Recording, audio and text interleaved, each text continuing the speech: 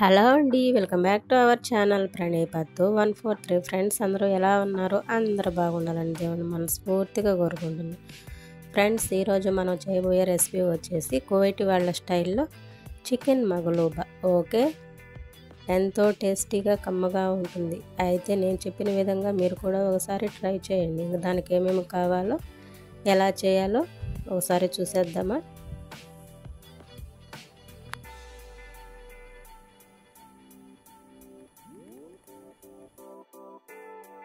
Carrot ఒక 4 తీసుకొని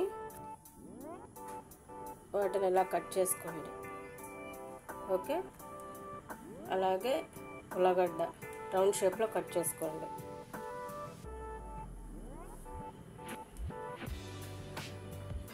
ఇందులో చెక్క, లవంగాలు, బిర్యానీ ఆకు, యాలకులు,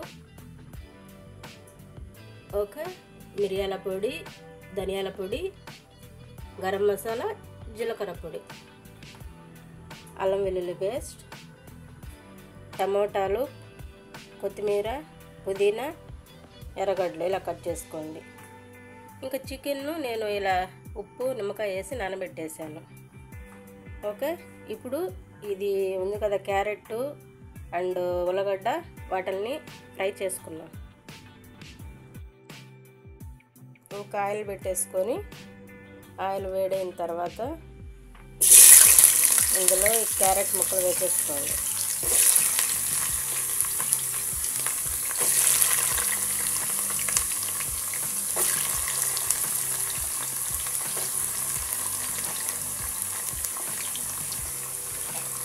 వీటిని కలబెట్టుకుంటూ లైట్ బ్రౌన్ కలర్ వచ్చేంత వరకు ఫ్రై చేయండి.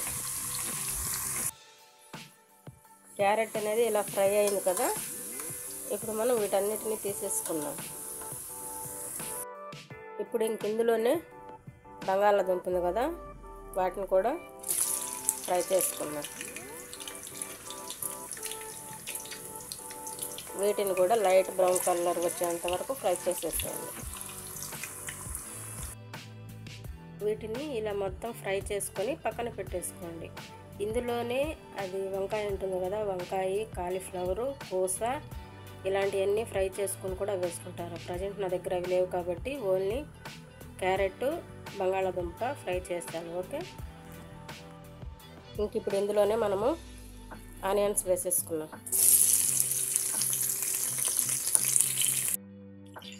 వీటిని లైట్ బ్రౌన్ కలర్ వచ్చేంత వరకు ఫ్రై చేయండి. ఆనియన్ మరీ ఎక్కువగా బ్లాక్గా కాకుండా లైట్ బ్రౌన్ కలర్.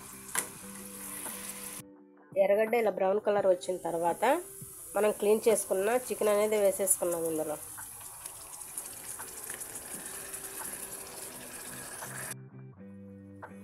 టమోటాలు, పుదీనా, కొత్తిమీర,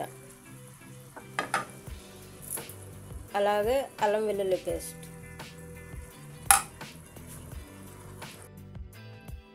అలాగే రుచికి సరిపడినంత ఉప్పు చూసి వేసుకోండి. మళ్ళీ కావాలంటే మళ్ళీ వేసుకోవచ్చు. ఇప్పుడు ఇదంతా మొత్తం అంతా బాగా కలబెట్టేసేయండి. బాగా కలబెట్టేసుకొని మూత పెట్టేసి ఒక 10 నిమిషాలు టమోటా అదంతా బాగా మెత్తబడి అల్లం వెల్లుల్లి పేస్టు పచ్చివాసన అంతా పోయేంత వరకు బాగా ఉడకనివ్వండి. సిమ్లో పెట్టేసి ఒక 10 నిమిషాలు ఉడకనివ్వండి.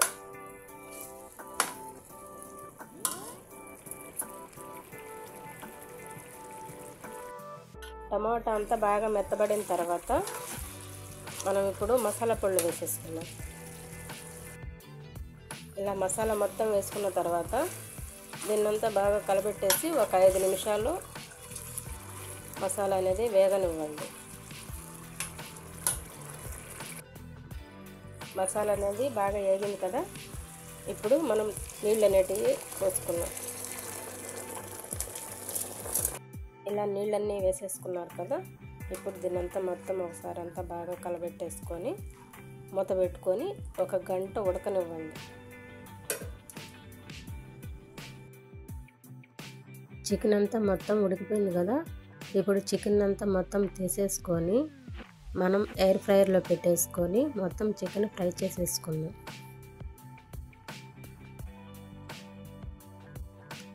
ఇంకా ఈ వాటర్లో మనం వేసుకున్న మొత్తం అంతా ఎర్రగడ్డ, టమోటా, బిర్యానీ ఆకు మొత్తం అంతా ఉన్నాయి కదా, ఇవంతా మొత్తం ఏమీ లేకుండా అంతా క్లీన్గా తీసేసేసేయండి.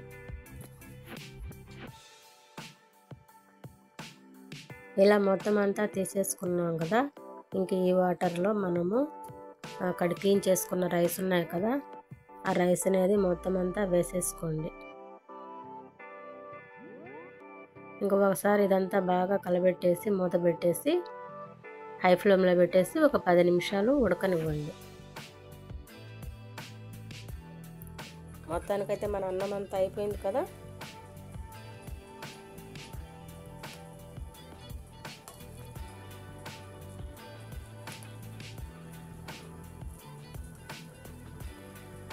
ఇప్పుడు ఇలా లైట్గా కొంచెం పక్కకు అన్నం తీసేసుకొని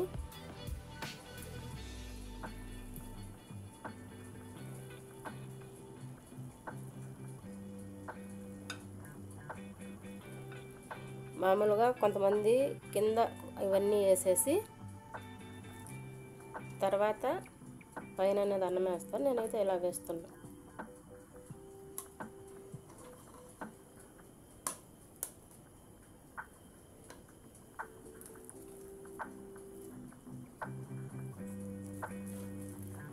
ఇలా వేసేసుకోండి మొత్తం అంతా. ఇలా మొత్తం అంతా వేసేసుకున్నారు కదా, ఇంక ఇప్పుడు మూత పెట్టేసుకొని ఒక 5 నిమిషాలు ఉండనివ్వండి. ఎంతో రుచిగా, టేస్టీగా, ఎమ్మీగా ఉండే చికెన్ మగులు బాగా రెడీ. అయితే మీరు కూడా ఒకసారి ట్రై చేయాలనుకుంటున్నారా? నేను చెప్పిన విధంగా అదే ప్రాసెస్లో మీరు కూడా ఒకసారి ట్రై చేసి ఎలా వచ్చిందో కామెంట్ చేయండి.